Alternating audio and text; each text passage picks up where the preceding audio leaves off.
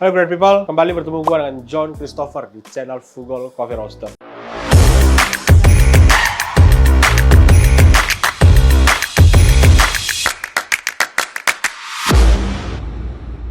Banyak pertanyaan dari great people yang selalu menanyakan dan bertanya-tanya, dan pertanyaan ini selalu ada ketika ditanyakan kepada kita, dan kita juga bertanya-tanya kenapa harus ditanyakan, dan pertanyaan-pertanyaan itu nggak selesai-selesai. Ada satu pertanyaan, kenapa kalau nyeduh harus ada intervalnya? Kenapa kita nggak nyeduh pakai satu interval aja? Kenapa nyeduh harus ada intervalnya? Kenapa cupping cuma satu interval, satu kali tuang udah bisa cupping enak? Kenapa kalau pakai V60, kalau pakai dripper lainnya harus dituang berkali-kali? Itu kenapa sih? Hari ini kita akan jelaskan sambil kita nyeduh kopi, dan kita akan bedakan berdasarkan interval. Basically, interval adalah suatu bentuk penuangan berulang yang dilakukan dalam kurun waktu tertentu. Let's say kita nuang air sebanyak 50 ml dalam waktu 30 detik. Itu adalah satu interval. Kemudian kita akan tuangkan air lagi selanjutnya sebanyak 50 ml kembali dalam 30 detik. Itu adalah interval kedua. Jadi, jumlah pemotongan tuangan itu yang kita sebut dengan interval. Apa sih hal yang terjadi ketika intervalnya makin banyak dan ketika intervalnya makin pendek? Nah, simpelnya adalah dengan interval yang lebih panjang, artinya akan ada tingkat ekstraksi yang terjadi lebih tinggi. Kalau intervalnya lebih sedikit, artinya tingkat ekstraksinya lebih rendah. Kenapa? Lebih sedikit ekstraksi yang terjadi karena di interval yang lebih sedikit, karena energi yang dikeluarkan untuk mengekstraksi coffee bean tersebut lebih sedikit. Jadi interval lebih sedikit, energi yang digunakan, yang diaplikasikan ke dalam coffee bean itu lebih kecil ketimbang energi yang diaplikasikan kepada interval yang lebih banyak. Let's say kayak kita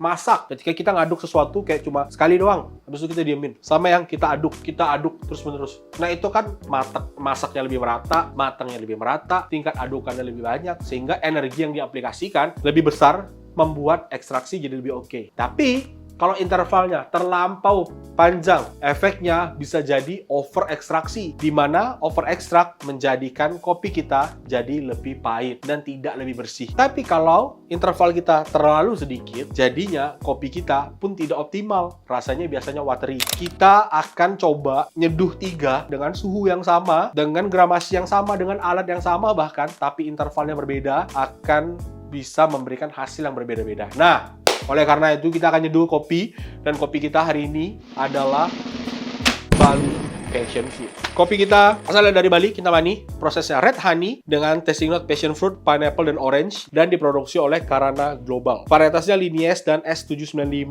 Dilihat di sini ada gambar barong. Kenapa gambar barong? Karena mirip sama buah. Barong adalah salah satu sosok atau mitos legenda yang ada di budaya Hindu, terutama budaya Hindu masyarakat di Bali. Dan barong ini adalah salah satu bentuk penjaga dari penjaga gitu. Ya gue lupa deh. Intinya barong, ya kita kalau ke Bali pasti ketemu barong. Nah, itu. Sekarang kita akan siapkan pakai 3 dripper yang sama, interval yang berbeda.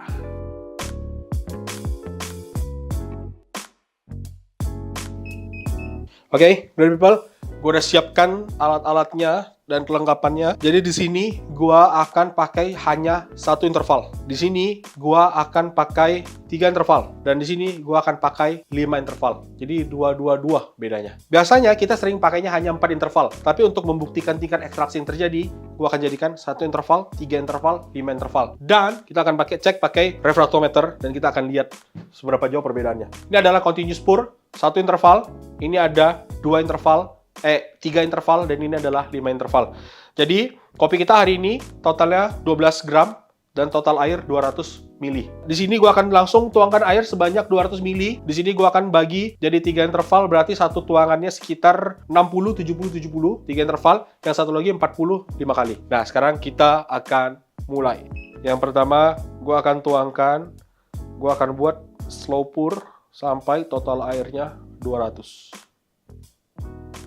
Satu interval, ini adalah 3 interval. Interval pertama 60. Ini gue buat 5 interval 40.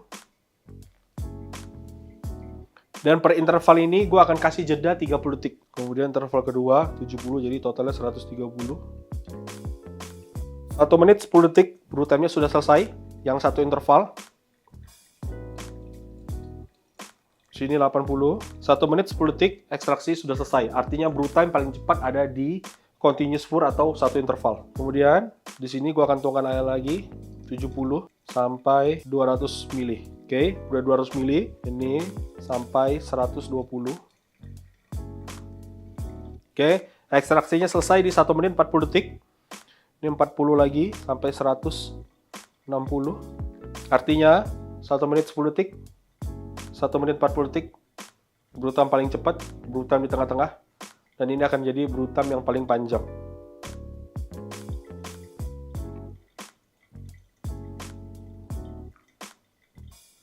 Oke, 110, 140 tadi kan. Dan ini 2 menit 30 detik. Jadi antara ini dan ini berbeda 1 menit 20 detik. Antara ini dan ini berbeda 50 detik. Yang pertama dari segi aroma. Ini aromanya weak banget. Kayak gue nggak bisa dapetin aroma fruity apapun dari yang hanya satu interval. Dari yang 3 interval, gue mulai merasakan aroma jeruk keluar dari 3 interval. Dan rasa yang paling fruity dan rasa yang paling manis aromanya, aroma yang paling manis dan paling fruity ada di interval ke-5. Jadi kita akan rasakan yang nomor 1.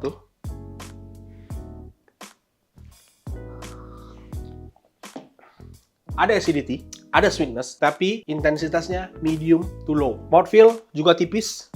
Kayak kita nggak bisa dapat apapun yang optimal. Yang kalau secara grafik dia mau naik, tapi habis itu dia stagnan. Dia nggak bisa naik lebih jauh. Nah, kalau kita coba compare, kalau kita cek TDS-nya sekarang,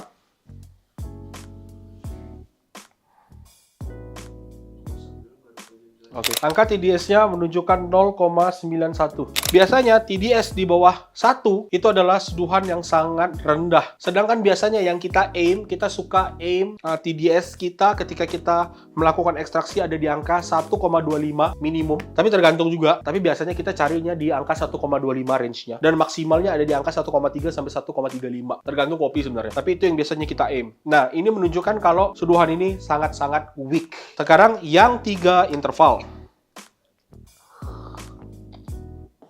3 interval oke, mouthfeel-nya oke, sweetness-nya oke, acidity-nya dapet, aftertaste-nya juga ada, dan semuanya lebih oke ketimbang yang hanya 1 interval. Sekarang kita cek berapakah TDS-nya.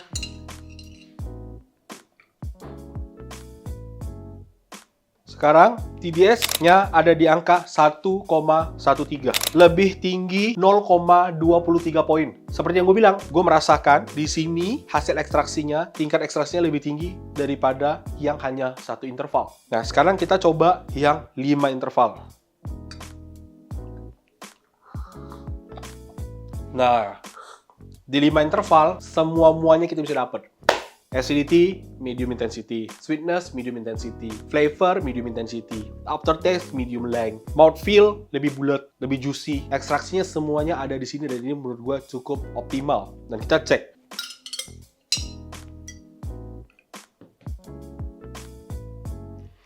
Angkanya adalah 1,23. Yang artinya dari target kita hanya meleset 0,02. Tapi ini kondisinya belum dingin banget. Artinya, kalau kopinya makin dingin suhunya, pembacaan TDS dari refraktometer akan lebih akurat. Berarti kalau dia suhu ruangan dingin banget, dia akan nyampe ke 1,25 sampai 1,3. Dari percobaan ini, kita bisa membuktikan kalau dengan interval yang lebih panjang akan meningkatkan tingkat ekstraksinya. Dan itu terlihat dari TDS yang ada di refraktometer kita.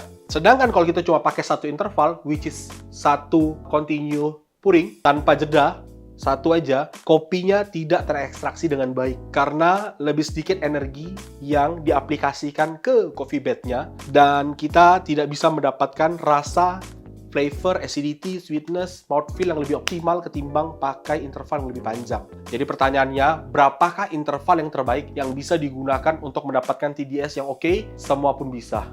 Artinya, bisa nggak gua pakai 1 interval, gua dapatin TDS 1,23? Gampang banget. Gue tinggal halusin sehalus-halusnya sampai gue dapet grasesnya 1,23. Bisa nggak 4 interval TDS-nya di angka 1? Bisa juga.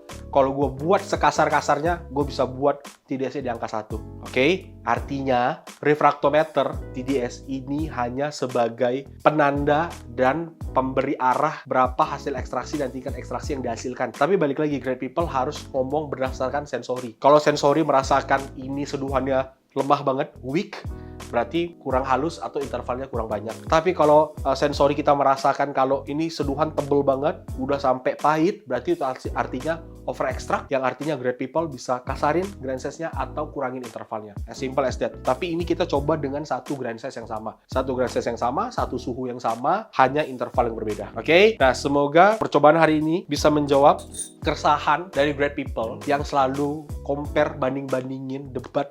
Lebih bagus interval lebih sedikit, lebih bagus interval lebih panjang. Semuanya depends, tergantung. Tergantung apa yang digantung, tergantung apa yang great people mau gantung. Oke? Sekian percobaan kita hari ini. Semoga dapat memberikan manfaat dan jawaban untuk great people. Jangan lupa like, subscribe, dan jika ada pertanyaan silahkan tulis di kolom komentar. Dan jangan lupa cek Tokopedia, cek Shopee, dan TikTok shop kita ada Bali Passion Fruit. Oke? Yang gambarnya